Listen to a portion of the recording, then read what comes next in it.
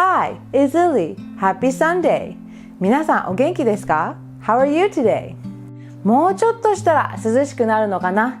秋が本当に待ち遠しいですね。アメリカ人ってどんな匂いをするイメージですか？皆さんはアメリカ人とすれ違った時や一緒にエレベーターや電車に乗った時、なんか独特な匂いがする。香水なのかな？それとも洗剤？ちょっと慣れてない匂いかもって思ったことありますか？アメリカ人がいる職場に勤めたり、お付き合いをしたり、もっと密接な関係を持っている人でしたら、逆にちょっと体臭が強い。アメリカ人ってちょっと汗臭いかもというイメージを持たれているかもしれません。今回はアメリカ人の匂いについてお話しします。アメリカ人の独特な香水っぽい匂いの生態やアメリカ人の体臭とその原因についてお話ししたいと思います。アメリカ人の匂いを理解するために遺伝から生活習慣までいろいろ見ていきましょう。Let's talk!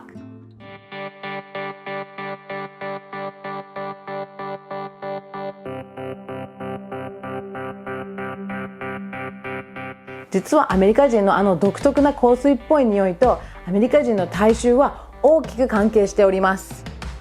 人工的な匂いを理解するためには先にアメリカ人の体臭や汗の匂いの原因についてお話ししないといけません。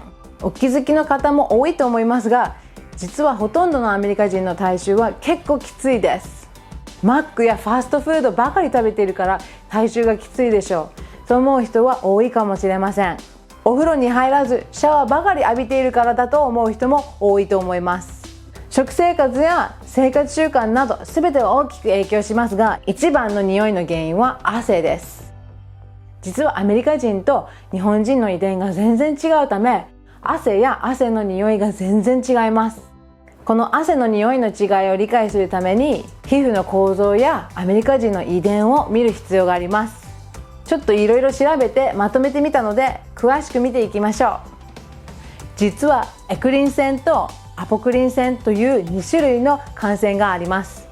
日本人もアメリカ人も世界中のすべての人間はエクリン腺があります。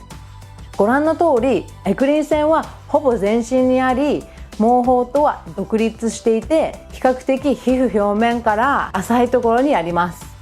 そして直接そのまま表皮に出ています。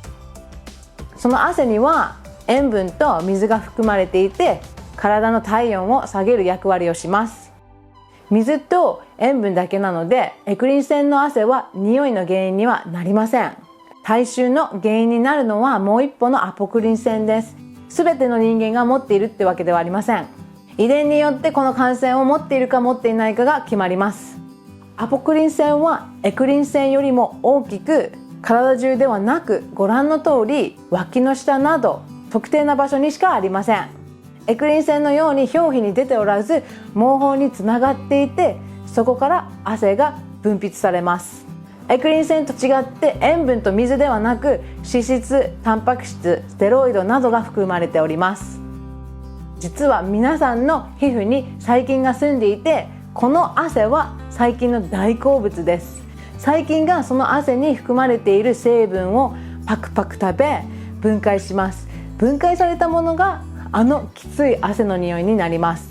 なので汗自体が匂うっていうよりも細菌が匂うって感じです。アメリカ人の多くはアポクリン腺を持っているため体臭がきつかったりします。こちらの表を見ると分かりやすいと思います。アレルギーっていう遺伝を持っている人はアポクリン腺を多く持ち、汗が臭くなりやすいです。ご覧の通りアフリカ系、ラテンアメリカ系、ヨーロッパ系など多くはこの G 遺伝を持っています。アメリカ人のほとんどはヨーロッパ系、ラテンアメリカ系とアフリカ系なので汗臭いわけです。その反面アラウ G っていう遺伝はアジア人に少ないようです。20% の日本人しか G 遺伝を持っていないため 80% 日本人は汗をかいても全然臭くなりません。この表を見るとアポクリン腺があって割と当たり前なので、日本人、中国人と韓国人はめちゃくちゃラッキーです。前回の動画でも言いましたが、これがめちゃくちゃ羨ましいです。今夏ですし、日々そう思います。皆さんはどちらの遺伝を持っているか分かりますか？実はこの遺伝を持っているかどうかを簡単にチェックする方法があります。もちろん汗をかいた時に脇の下が匂うようでしたらアポクリン腺を持っている可能性があります。でももっと簡単にチェックする方法があります。皆さんの耳垢ってカサカサに乾いていますか？それとも柔らかくてネバネバしてますか？実は耳垢が湿っている場合、LLG という遺伝があり、アポクリン腺がある証拠です。カサカサに乾いている場合、その遺伝を持っておらず、アポクリン腺がない証拠です。結構面白いですよね。皆さんはどっちですか？私は生まれた日からずっとネバネバ系です。なので汗も結構匂ってしまいます。ちょっと遺伝や感染の話が長くなりましたが、次はアメリカ人のこのちょっと臭くなってしまう汗の対策方法を見ていきましょう。人それぞれで汗の匂いを消すために香りの強い洗剤を使ったり、香水やコロンなどなどを使うアメリカ人が多いです。ただし最も使われているものはDeodorant というものです。 99.9% のアメリカ人が愛用しているって言えるぐらい大人気です。すれ違った時にする独特な匂いの多くの場合はこの Deodorant です。 Deodorant っていうのはどういうものかご存知ですか？日本のコンビニや薬局でこのようなものを見たことありますか？ご存知でない方もいるかもしれませんが、 Deodorant っていうものは脇の下に塗る消臭剤のことです。多くのアメリカ人は制汗剤が含まれている Deodorant を使用し、汗の匂いをコントロールします。無臭のディオドラントはもちろんありますが、ほとんどは結構強い匂いです。ディオドラントさえ塗れば香水とかが必要ないぐらい結構強いです。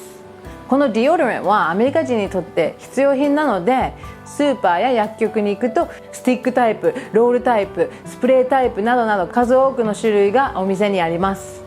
体や遺伝があまりにも違うため、日本に住むアメリカ人の多くは日本で売られているデオドラントや他の消臭剤が物足りないと感じる場合があります。今はオンラインなどで買えると思いますが、日本に住む多くのアメリカ人はアメリカに行くたび数年分のデオドラントを買いだめする場合があります。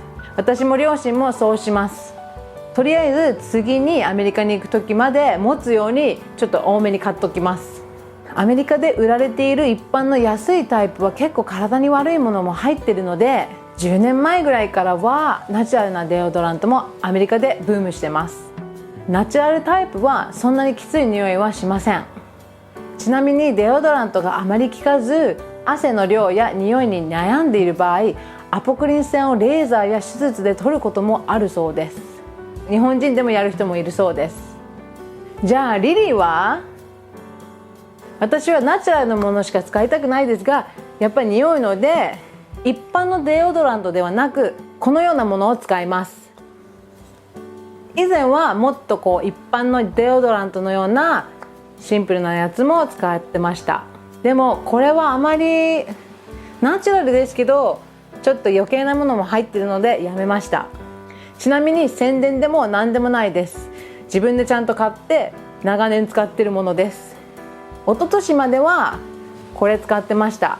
でもちょっと高いんですよ。これで3000円4000円ぐらいするんで、これきついなって思っててこれに変えました。でこっちは水、エタノール、エッセンシャルオイルとこの油しか入ってないので安心して使えます。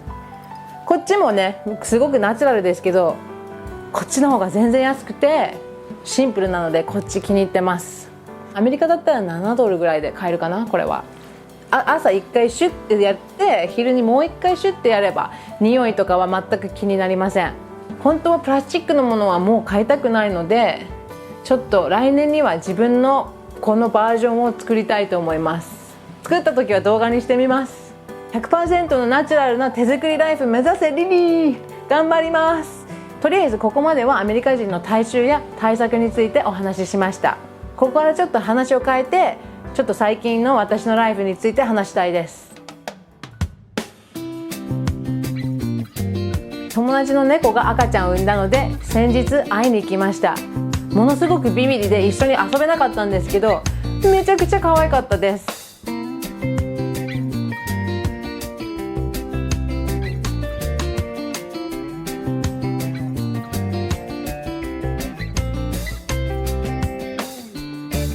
猫と遊んだ後暑かったので川に行くことにしました。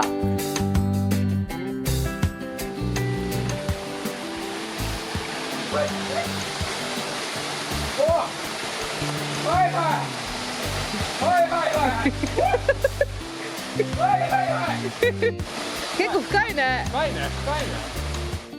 ドクターフィッシュのようなことをする魚を発見しました。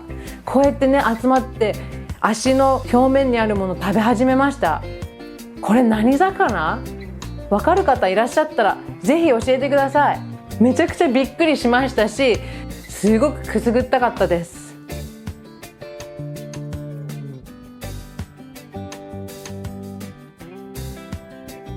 ここまで見てくださりありがとうございます。また次回の動画でお会いしましょう。I hope you have a great day. See you next time. Bye!